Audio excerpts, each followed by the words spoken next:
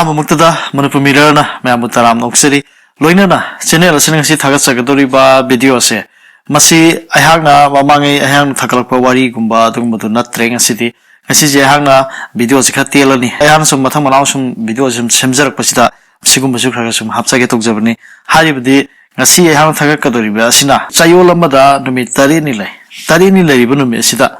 Hariba, no margin to cab, the tangs boxe, say all of the Mitareni labor, Missia, Masigi no missing a sida, Aquina, Porche, Mingonda, Aquay Sagi Port Ama, Mingon the Pitopomatamda, no margin mita, Sigi Pos Pitoga di Pate, Nintocabonumita, Sigi Pos Pitoka di Pate, Sigumba Kralay Haitare. Maramaduna, Hanang system Zerivasi, Port Pitoa deba, no missing Haidana High, Masigi Canose, topic Habitare, Aduna. No margin then a tangible bookshida, Aquina Kari Port Pitoga de Pate, have the ma, Mam the Kamina say, Messiana Lariam the Tang Zabane, I am Kanghayden to Zabana Sade, Mam Tamina Siko. Ahamada, no margin limit. No margin limit, Aquay Sayola Magi, Yanham, Aquina Panabumatunda, no margin dig hoe. Other no margin limita, Kari Port Pitoga de Pat the boy Bagay have the ma, Mam the Hijage. No margin limita, Po, Maru Marang, Smine Harami. Aquina, Mio Yamana, Yumama, the Habitare, Miamada, Quina Pose, Sai Java Pose, Mingo the Pitopa, no margin Mr. Piva, Mating Pang Manikangde, Migi, the Monta Piva Nikangde, and Lucy the Piva Nikang double boy over, no margin Mr. Pivis, Patti had an Ibirame. I don't know Nintocabonum, Nintocabonum, Mr. Hidem Pirol. Aquina Siena in the Riba, Adugumba, Pirol Singja, Masi, Nintocabonum, Mr. Ihana. Miyamubu Mateng Pang when Kangde, Miyamubu Sidana Pibini Kangde, Adugum Pibitare, Adugumba, Aquina Pirol se, Mingon the Pitopose, Nintokapan, Missidi, Pitok Hay Day, Haidan Harame. Aduga, Matangisna Lepapupa. Lepapupa Missida, Harami will say, Aquagi, Yot Tang, have the Hybrid Aquagi, Yot Saba, Kolai Am lady, Tangjo lay, Tang, Haijang lady, the Singjang, Siguma Am lady, Yo Parkale, Aquay Mio Mana. Tangna boy be a more be a quena Nangi Yopak them to Waige, Lebak the Toge. Natraganagi Tango them to Waige, who am the young Tony, Smina, Lebakun Mr. Haragadi, Missipitopa Yati, had an Hirame. Why by similar to Mitugo in a lobo sub so the money? Aduna Sumina Hirame, Lebakun Missida, Yot keep possessing them, Sipi Patti Harame.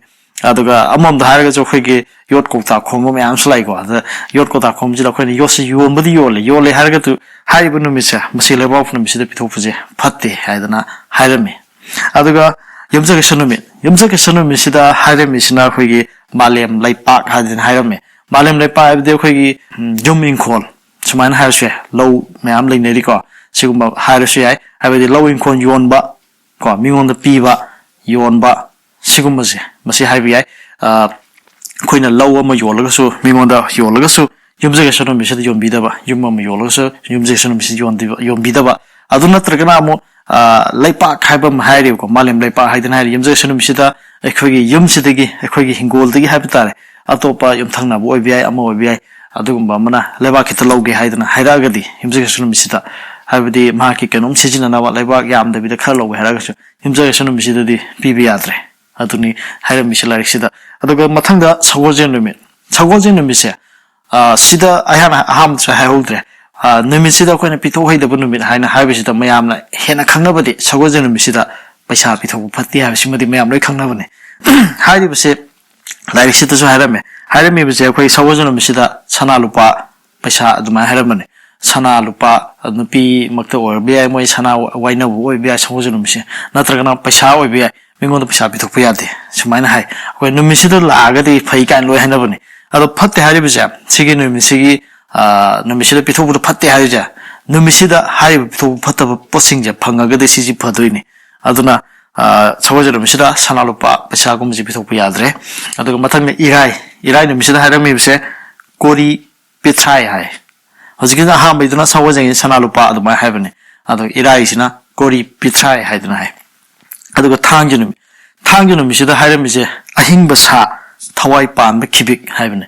Hivedi, who get Tanginum is that, where Yumdolo Basami Amalady, ꯌꯦꯟ ꯂꯣꯏꯕ ꯂꯩꯔꯤ ꯉꯥꯅꯨ ꯂꯣꯏꯕꯁꯨ ꯂꯩ ꯃꯌꯥꯝ ꯂꯩꯔꯤꯗꯅ ꯁꯤꯒꯨꯝꯕ ꯃꯌꯥꯝꯁꯤꯗ ꯑꯩꯈꯣꯏꯅ ꯊꯥꯡꯖ ꯅꯨꯃꯤꯠꯁꯦ ꯃꯁꯤꯗ ꯁꯤꯒꯨꯝꯕ ꯁꯥꯁꯤꯡꯁꯦ ꯄꯤꯊꯣꯛꯄ ꯌꯥꯗꯦ ꯊꯋꯥꯏ ꯄꯥꯟꯕ ꯖꯤꯕ ꯈꯨꯗꯤꯡꯃꯛ ꯄꯤꯊꯣꯛꯄ ꯌꯥꯗꯦ ꯍꯥꯏꯔꯝꯃꯤ ꯑꯗꯣ ꯍꯥꯏꯔꯤꯕꯁꯤꯡꯁꯦ ꯑꯩꯈꯣꯏꯅ ꯃꯊꯛꯇ ꯄꯤꯔꯤꯕ ꯅꯨꯃꯤꯠꯁꯤꯡ ꯑꯁꯤꯗ ꯄꯤꯊꯣꯛꯍꯩꯗꯦ ꯍꯥꯏꯗꯅ ꯍꯥꯏꯔꯝꯃꯤꯕꯁꯤꯡ ꯑꯁꯦ ꯃꯁꯤꯁꯦ ꯑꯩꯈꯣꯏꯅ ꯉꯥꯡꯅ ꯆꯠꯇꯕ ꯇꯥꯔꯒꯗꯤ ꯁꯤꯗ ꯍꯥꯏꯔꯝꯃꯤꯕ ꯋꯥꯁꯤ ꯀꯃꯥꯏꯅ ꯍꯥꯏꯒꯦ ꯍꯥꯏꯕ ꯃꯇꯝꯗ ꯅꯣꯡꯃ ꯅꯣꯡꯃꯒꯤ ꯑꯣꯏꯅ ꯃꯌꯦꯡ ꯇꯥꯔꯛꯀꯅꯤ ꯍꯥꯏ ꯏꯃꯨꯡ ꯑꯗꯣ ꯑꯗꯨꯒ ꯃꯤꯃꯥꯟꯅꯕꯁꯤꯡꯒ ꯃꯤꯃꯥꯟꯅꯕ ꯉꯝꯗꯦ ꯂꯥꯏꯔ ꯇꯥꯜꯂꯛꯏ ꯍꯥꯏꯗꯅ ꯁꯨꯃꯥꯏꯅ ꯍꯥꯏꯔꯝꯃꯤ ꯑꯗꯣ ꯁꯤ ꯍꯥꯏꯔꯤꯕꯁꯤꯡ ꯑꯁꯤ ꯊꯥꯏꯅꯒꯤ ꯑꯍꯜ ꯂꯃꯟꯁꯤꯡꯅ ꯊꯝꯕꯤꯔꯝꯕ ꯉꯥꯛꯇꯅꯤ ꯉꯁꯤꯃꯛ ꯑꯩꯈꯣꯏꯅ ꯁꯦꯝꯖꯤꯟꯕꯁꯨ ꯅꯠꯇꯦ ꯑꯗꯣ ꯑꯩꯍꯥꯛꯅ ꯈꯪ ꯍꯩꯗꯅ ꯇꯧꯖꯕꯁꯨ ꯅꯠꯆꯗꯦ ꯂꯥꯏꯔꯤꯛ ꯑꯃꯗꯒꯤ ꯊꯦꯡꯅꯖꯕꯗꯒꯤ ꯃꯁꯤ ꯇꯣꯄꯤꯛꯁꯦ ꯃꯌꯥꯝꯗ ꯈꯪꯍꯟꯕ ꯀꯥꯟꯅꯒꯅꯤ ꯈꯟꯗꯨꯅ ꯉꯁꯤ ꯑꯩꯍꯥꯛꯅ ꯁꯤꯒꯤ ꯇꯣꯄꯤꯛꯁꯦ ꯂꯧꯈꯠꯆꯕꯅꯤ ꯉꯁꯤꯒꯤ ꯚꯤꯗꯤꯑꯣꯁꯦ ꯇꯦꯟꯁꯨ ꯌꯥꯝ ꯇꯦꯜꯂꯦ ꯑꯗꯣ ꯀꯃꯥꯏꯅ ꯇꯧꯒꯦ ꯍꯥꯏꯕꯁꯨ ꯃꯌꯥꯝ ꯃꯈꯥꯗ ꯑꯗꯨꯝ ꯍꯥꯏꯕꯤꯔꯛꯑꯣ ꯁꯤꯒꯨꯝꯕ ꯚꯤꯗꯤꯑꯣ ꯑꯩꯈꯣꯏꯅ ꯀꯥꯟꯅꯕꯒꯗꯧꯕ ꯈꯪꯕꯗ ꯀꯥꯟꯅꯒꯗꯧꯕ ꯑꯗꯨꯒꯨꯝꯕ ꯈꯔ ꯁꯨꯝ ꯃꯔꯛꯇꯁꯨ ꯑꯩ ꯁꯨꯝ ꯍꯥꯞꯆꯔꯛꯀꯦ ꯍꯥꯏꯗꯅ ꯍꯥꯏꯖꯔꯤ